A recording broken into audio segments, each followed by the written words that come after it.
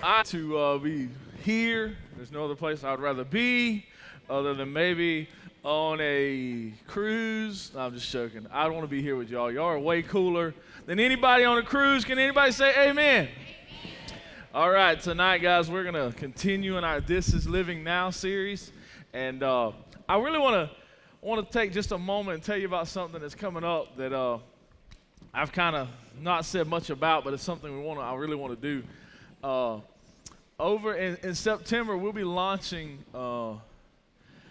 Right now, we've had so many students move off and go to college that we are looking for student leaders. So in September, we'll be beginning to put out for student leaders, middle school and high school. So if you're interested in doing more, being a part of DSM, there's a lot that goes into it.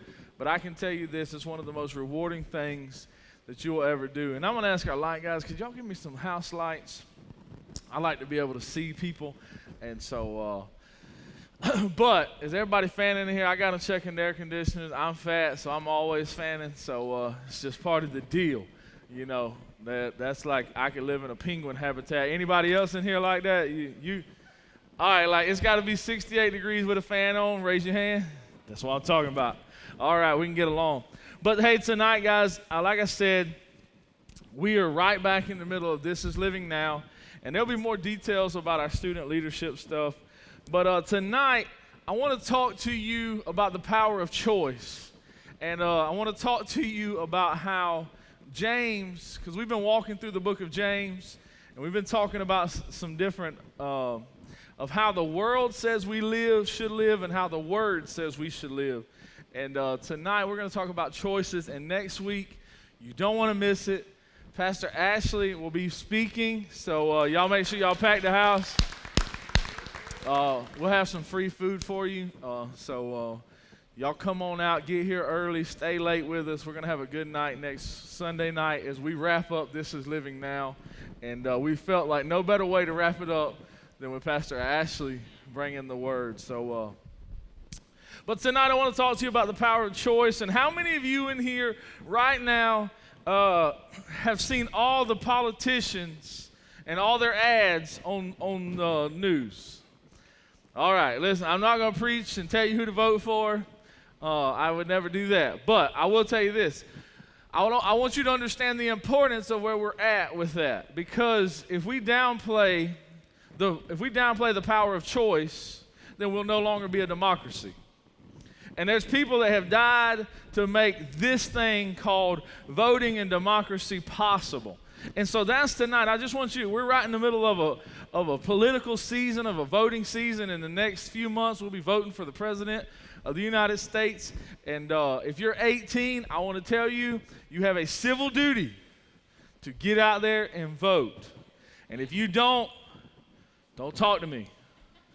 Because there's so many people that wish they lived in a country where they had a voice, and your choice gives you that voice. So I tell everybody when they start complaining about our government, I ask them simply, have you voted? And if they tell me no, I don't listen no more because you had a choice and you didn't do anything about it. So, but I'm not here tonight to tell you who to vote for and all that, but what I'm here to tell you is that it falls right in line with our power of choice. And if you're not 18, when you turn 18, make sure you sign up to vote because it's one of the most amazing things that you get to do as an adult. Not that y'all are not adults, but they say at 18 you're an adult. So, but how many of you know our life is just completely filled with choices? It's just a whole everyday choices, every day. And some of those choices can be what you wear. Some of you don't make good choices. Have you ever been walking through somewhere, Walmart's a good place, and you're just like, honey, do y'all got mirrors at your house? I mean, just like they got shot out of a cannon. I mean, it's just bad. But some of you get to make choices. Some of you like shopping at American Eagle. I don't. They don't like fat people, so I don't go there. I got to go where people like fat people. And they call it the big and tall section to make us feel better. They should just call it the fat people.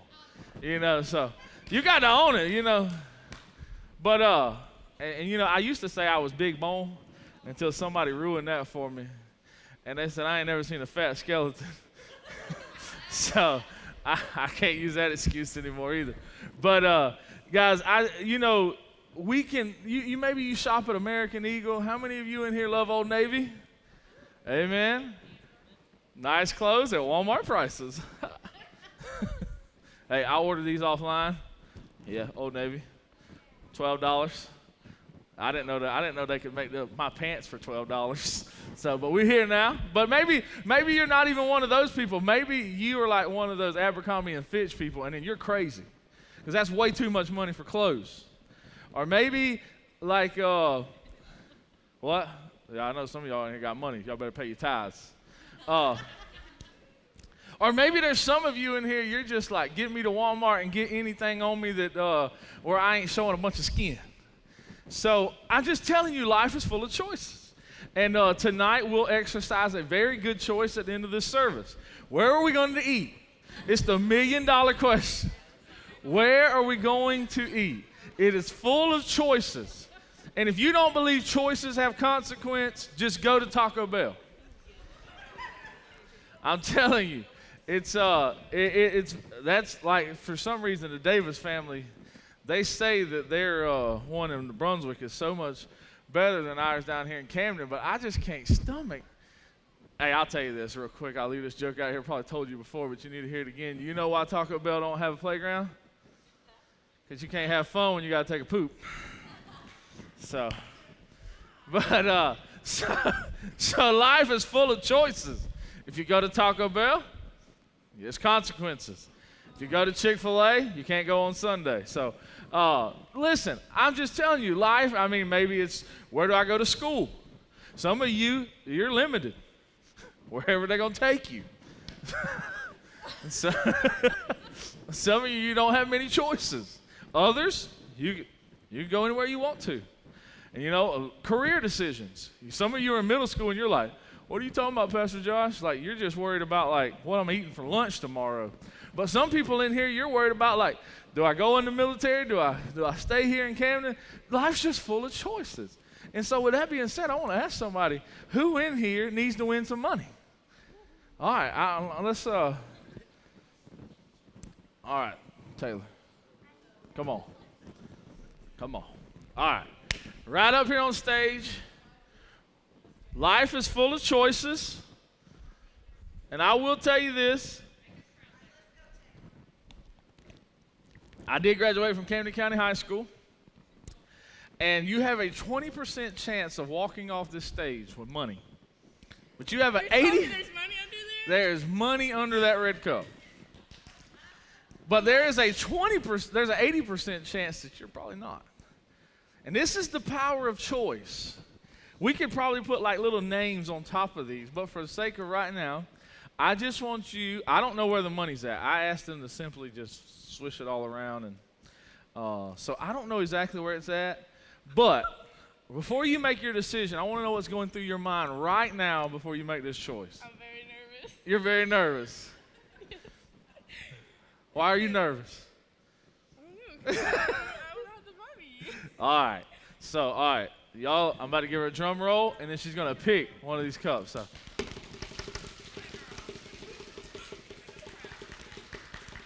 All right, I'm white, so you better hurry up because the beat's about to mess up. All right. Ah! Oh, man.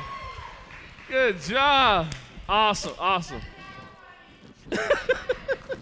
Jesus knew. Just so y'all know I'm not lying, there's no money under any of these. So she did pretty good. Why did you do that, Josh? Because the truth was I thought she was going to have to walk off the stage without no money. But she messed my illustration all up. Because sometimes in life we don't make the right choices. I thought out of 5 cups they wouldn't get it right. Did anybody tell her? Just tell me the truth, But but listen, guys, under every one of these cups, like I said, we could put a name, and it could be what boyfriend what relationship am I supposed to be in, and it's a choice. It could be, Do I sit by that person at lunch? Am I gonna be who Jesus called me to be, or am I gonna be somebody else? And life's just full of choices. Or am I gonna really believe what God says about me, or am I gonna believe what somebody else says about me? So life's full of choices, and the truth is, every day we're having to make choices, and we don't know what's underneath them. You know, Taylor, she came up here. She said, "I'm nervous. I need to make the right choice because I want the money." But so many times, we don't get the chance to pick under and see what it is and put it back down. We just have to reach down. We have to pull it up, and whatever it is what we have to deal with. And I want to talk to you tonight for just a few moments about the power of choice and how important making right choices are. So if you have your Bible, I would love for you to flip over to James chapter 3, verse 13 through 16. And I'm going to read this out of the Message Bible, so it may sound a little different to you, but it's very good stuff here. It says, "Do you want to be counted wise, to build a reputation for wisdom? Here's what you do." Man, how many of you love when the Bible's like, this is what you're supposed to do? Just put it out there for you. This is what you're supposed to do. Live well, live wisely, and live humble. And I love this last part. It's the way you live and not the way you talk that counts. Today, my friend, we can talk about making the right choices, but it all comes down to doing the right thing. And tonight I want to talk to you simply, give you a short sermon. I don't even like calling it a sermon, a short message on how to make wise choices. So let's just jump right into it. Tonight, if you're going to make wise choices, if you're taking notes, and I encourage you to take notes because next week, next month, you can go back and look at that. The first thing you need to understand tonight, if you're going to make wise choices, is you have to deny yourself. Deny yourself. What you mean, Pastor Josh? Luke 9 tells us very quickly, verse 23, that if anyone wants to follow me, Jesus Christ is speaking these words, he must deny himself and take up his cross. It's not, this thing called Christianity is not about us. And the quicker we find out and realize that, the better off we'll be. And it's all about denying ourselves. You know, I say this many times because it's so true. We live in this generation that says, make it about you. If you have to climb on somebody, climb on somebody. If you got to make somebody else look bad, make somebody else look bad. Because worry about you. And it's never this whole thing of what can I do to help other people. I just love the Bible because Jesus begins to tell us in the 10 Commandments what we should do. And the first two things are love God and love your neighbor. Nothing about you. Nothing about you. It says love God above all else and then love your neighbor. The one that their dog pees in your yard, poops in your yard. Y'all got any one of those neighbors? The one that they called a law on you, like, because you play your music too loud? Richard. I ain't lying. If you go to Brother Richard's house, ask him to show you his sound system. It is straight up like DJ in the front living room about to throw down. It's ridiculous. But, you know, we're supposed to love, and Jesus tells us that because so many times it is the thing that gets us so caught up that we begin to think about us. And we forget that it's all about Jesus and about the people that he's surrounded us with. You know, there's been many times that I thought things were good for me. How many of you been in here, you thought they were good decisions, like, this is a good decision because it felt good to me. But we never involved Jesus into this. And some of you, you know this story I'm about to tell. I had this happen one time when me and Ashley we hadn't been married too long. And we didn't even have children at the time. And Ashley was like, I'm just stressed. She's like, I got college and I've got work and we got church. And I was like, honey, I know what the best thing for you is, a four-wheeler. I was like, honey, you need a four-wheeler. Like, I'm the doctor, you're the patient. All you're telling me right now is you need a four-wheeler. Like, that's all the symptoms are telling me. So we went down to Kings Bay Honda, and those people are of the devil. Hallelujah. I should preach it next week. But we got down there, man. I was walking through. I was like, that's a nice four-wheeler out there, honey. And you know what? Today, it's on sale. And the whole time, I'm like, this is good to me. I like this, you know. I'm going to tell you how bad it was. I didn't even have a truck to transport it home. That's how bad I was in a bad situation. And the dude, he come out there, and I'm like, he should have had a pitchfork with horns. He come out there. He was smooth talking, like all salesmen are. And he was like, you need that four-wheeler. And then he started in on Ashley. What do you do, honey? Oh, honey, this is the perfect relaxation for you. You know, today we can get you in financing. We can get it in today. We'll give you 20% off. And you know what? And I'm like one of those people. I like the way stuff looks. And I'm like, I don't like these poor plain old tires on here. Can I do something with that? He's like, oh yeah, we'll throw you some tires on there. And I mean, this nice deal that I was looking at, man, like it was like $7,100. I was like, oh, okay. I didn't have to pay for it right then. Credits of the devil too. There's a lot of things of the devil. And so, long story short, I bought this four-wheeler, and I shouldn't have because I bought it, just went in there, and I didn't pray about it. My dad, I'll tell you, my dad, he's always like, pray about it. Pray about it. Like, do you want a double cheeseburger or triple cheeseburger? Pray about it. Like, eggs or, waffles, pray about it. And so he would always say that, and I was like, Dad, there's just some things in life you just do. You don't have to pray about. But this was one of those moments. You just don't do that.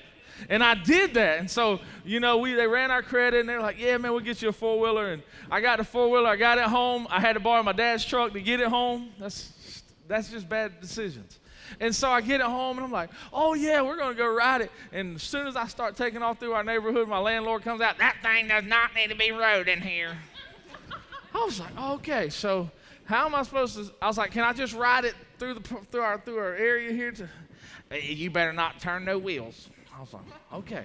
So long story short, got down there. I was going to go riding in the mud hole, and man, won't you know, those people don't like us riding in their ditch either. So they came out and told us you couldn't. Long story short, I didn't even have nowhere to ride this thing.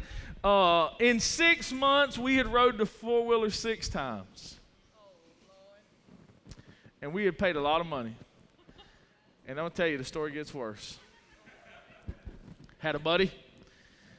He said, you know what? I would really like one of them four-wheelers.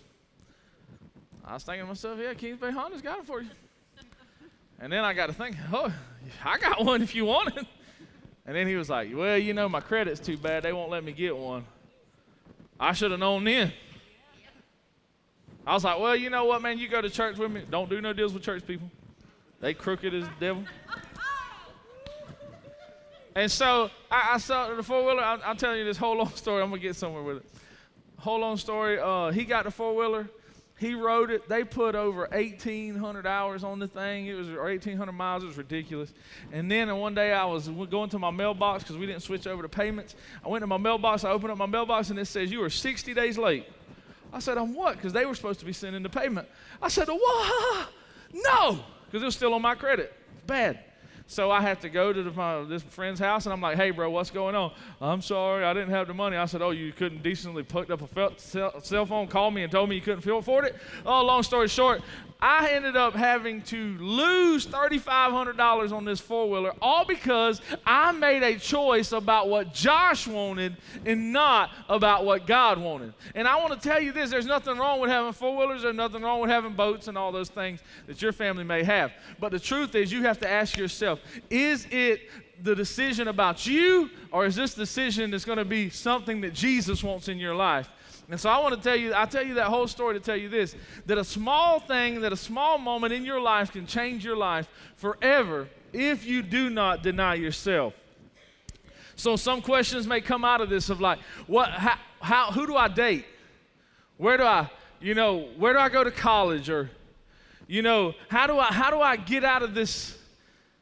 How do I get out of this bad relationship that I'm in? And you have to understand, you have to deny yourself, because the truth is, until you do, Jesus is still second. And when Jesus is in second, nothing good happens. So the first thing is deny yourself. The second thing is deny now for later. What you mean? I said a quote this week that I found while I was studying, and I posted it on Twitter, and if you didn't see it, it is very perfect for what I'm about to speak on in just a second. And it's simply this: we must all suffer from one of two pains. The pain of discipline or the pain of regret. What you mean? You're either going to deal with making the right choice right now, that it may not look the best, but you make it now and you don't regret it later. Or you make the choice now and you regret it later. Because like me, I did not make the choice. I said, I want that four-wheeler now.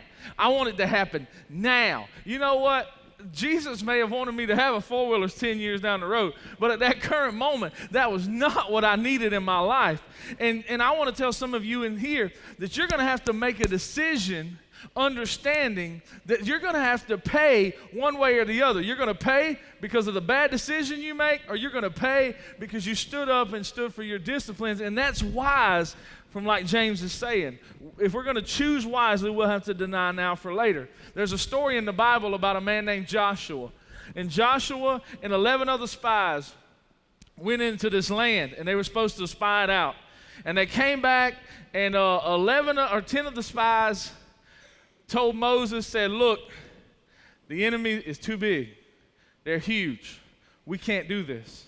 Caleb and Joshua, they looked at Moses and said, look, I know they're big, but we can take them. Because Joshua understood that making wise decisions is not what I see right now, but it's what's to come. So those 10 spies made the Israelites stay in the wilderness for 40 years because they chose now instead of later.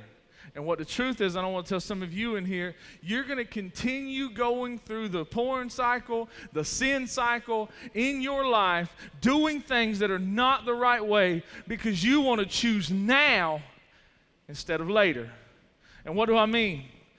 Instead of you choosing to do what is right now, read my Bible, pray, come to church, seek God, get rid of friends that I don't need in my life. You know what? Get involved in church. Those are the things I have to do now to have a good later. But some of you right now, you're saying, let me party, let me sleep around, let me drink, let me get turned up. I mean, and the list goes on and on and on and on. And that's what you're saying, I want now. But can I tell you? Jesus tells us sin is pleasurable for a season. Like winter, fall, spring, summer. Seasons change. And that thing that you're having fun with right now, that thing that you're getting, that you love doing, you're going to regret it. And that is the truth. When we make wise choices, when we make wise decisions, these are the things that we can forego. We don't have to be pregnant in high school. We don't have to be in dead-end relationships all the time. We don't have to feel like we have to be popular or our reputation has to be the greatest. We don't have to do those things. But you see, Joshua understood that I have to look beyond what I see right now for what's coming. You see, make choices right now that will ultimately make you better later. And I want to tell you, man, it's awesome to see y'all here tonight on Sunday night. And I know a lot of you were at Chaos on Wednesday.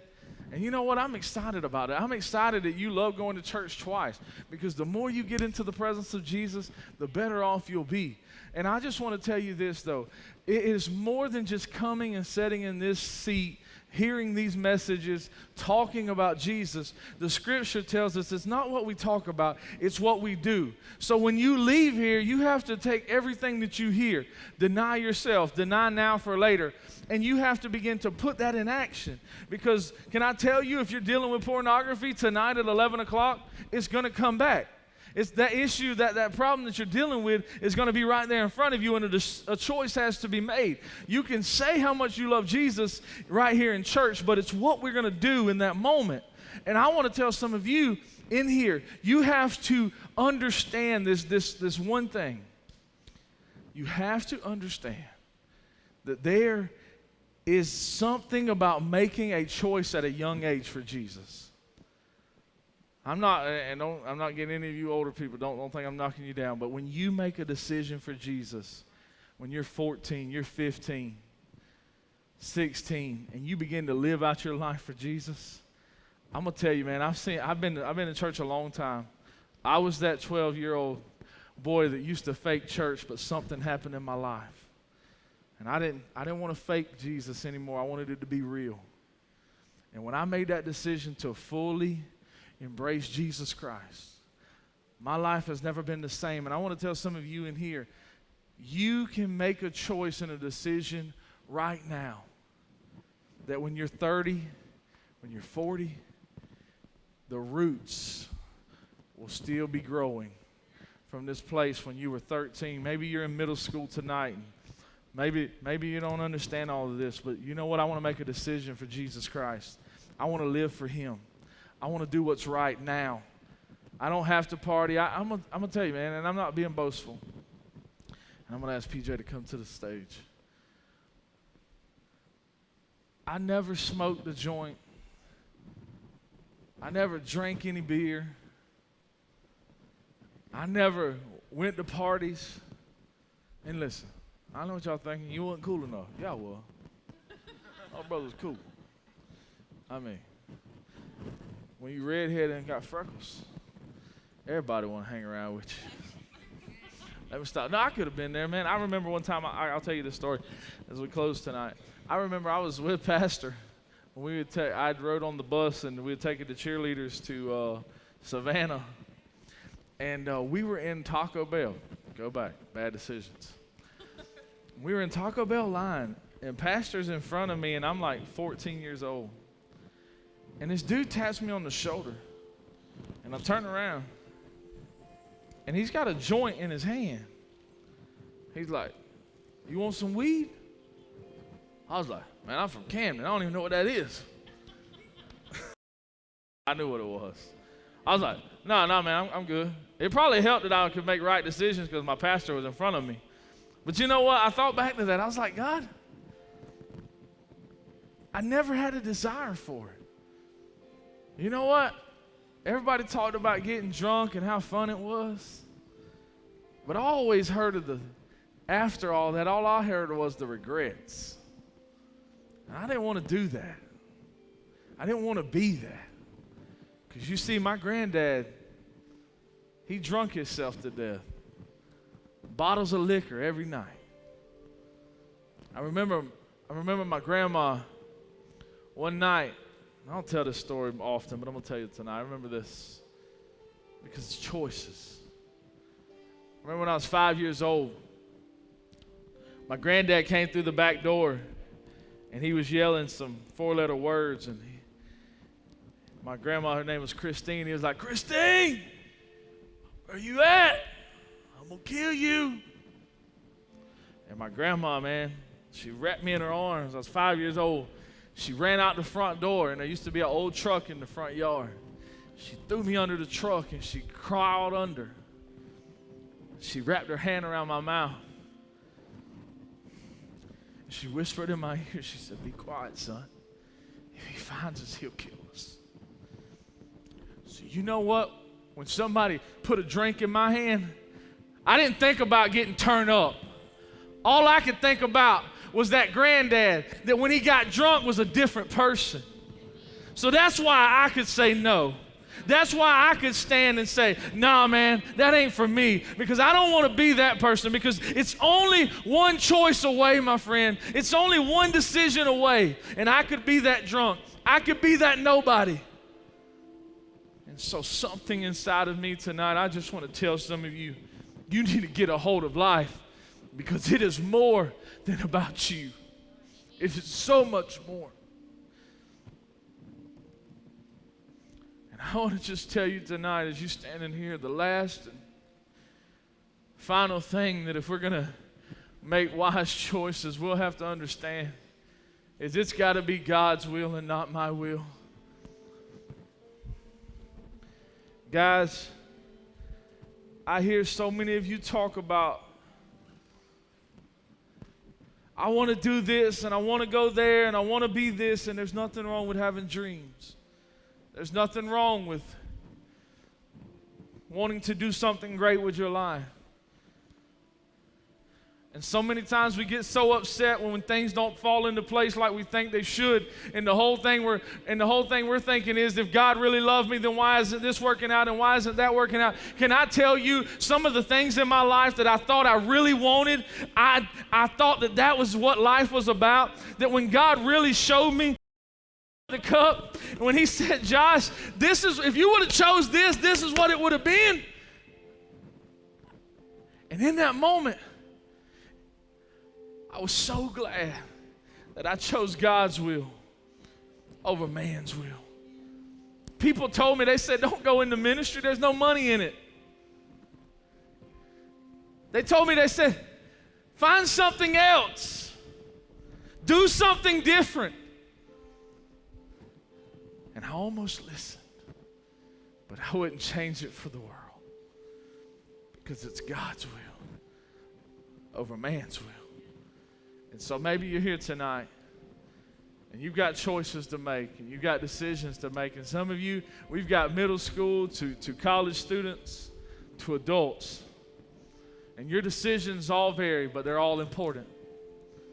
What are you going to do when the choices stand before you and it's a God decision or a Josh decision? Because can I tell you this? These glasses help me see. I'm pretty much blind without them. But I pray tonight that God would give you his vision. That he would give you his vision that you could see.